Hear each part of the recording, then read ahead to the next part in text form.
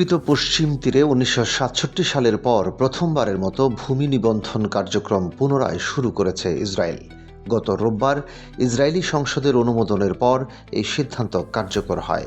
প্রস্তাবটি তুলেছিলেন দেশটির অর্থমন্ত্রী বেজালেল স্মোট্রিচ, বিচারমন্ত্রী ইয়ারিভ লেভিন ও প্রতিরক্ষামন্ত্রী ইসরায়েল কাটজ। ইসরায়েলি মানবাধিকার সংগঠনগুলোর মতে এই পদক্ষেপ আন্তর্জাতিক আইন লঙ্ঘন করে ফিলিস্তিনিদের উচ্ছেদ ও বাস্তুচ্যুত করার প্রক্রিয়াকে সহজতর করবে। মানবাধিকার সংস্থা বিমকম এক বিবৃতিতে বলেছে, ভূমি নিবন্ধনের মাধ্যমে ফিলিস্তিনি জমি দখলকে কাঠামোগত ও স্থায়ী রূপ দেওয়া হবে, যা বসতি সম্প্রসারণ ও বৈষম্যমূলক নীতিকে শক্তিশালী করবে। সংস্থাটির গবেষণা প্রধান মিশাল ব্রায়ার বলেন, পশ্চিম তীরের বড় অংশের জমি কখনো আনুষ্ঠানিকভাবে নিবন্ধিত হয়নি, ফলে মালিকানা প্রমাণের কঠোর আইনি মানদণ্ড পূরণ করা বহু ফিলিস্তিনের পক্ষে কঠিন হয়ে পড়বে।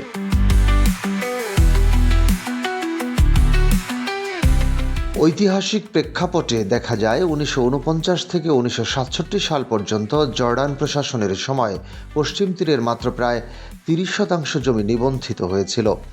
বাকি অংশ অনিবন্ধিত থাকায় প্রকৃত মালিক নির্ধারণ জটিল হয়ে আছে।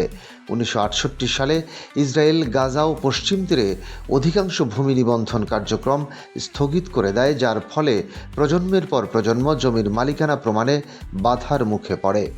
অনেক দলিল হারিয়ে গেছে বা শরণার্থীদের নাগালের বাইরে রয়ে গেছে। বসতি বিরোধী সংগঠন পিস নাও বলছে, নতুন এই উদ্যোগ কার্যত পশ্চিম তীরের উপর পূর্ণ দখলদারিত্ব প্রতিষ্ঠার কৌশল। সংগঠনটির সদস্য হাগিত আফরান মন্তব্য করেন, ব্রিটিশ ম্যান্ডেট বা জর্ডান আমলের শতবর্ষ পুরনো কাগজপত্র চাওয়ায় অধিকাংশ ফিলিস্তিনির পক্ষে মালিকানা প্রমাণ করা প্রায় অসম্ভব হয়ে পড়বে। এতে ডিফল্টভাবে জমি ইসরায়েলের নামে নিবন্ধিত হওয়ার আশঙ্কা রয়েছে।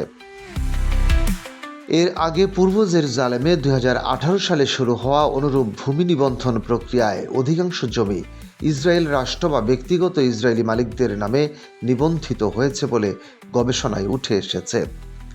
সমালোচকদের মতে এই পদক্ষেপ আন্তর্জাতিক আইন ও ২০২৪ সালে আন্তর্জাতিক বিচার আদালতের দেওয়া রায়ের পরিপন্থী। ওই রায়ে দখলকৃত ফিলিস্তিনি ভূখণ্ডে ইসরায়েলের দীর্ঘমেয়াদী উপস্থিতিকে অবৈধ আখ্যা দিয়ে দ্রুত অবসানের আহ্বান জানানো হয়েছিল।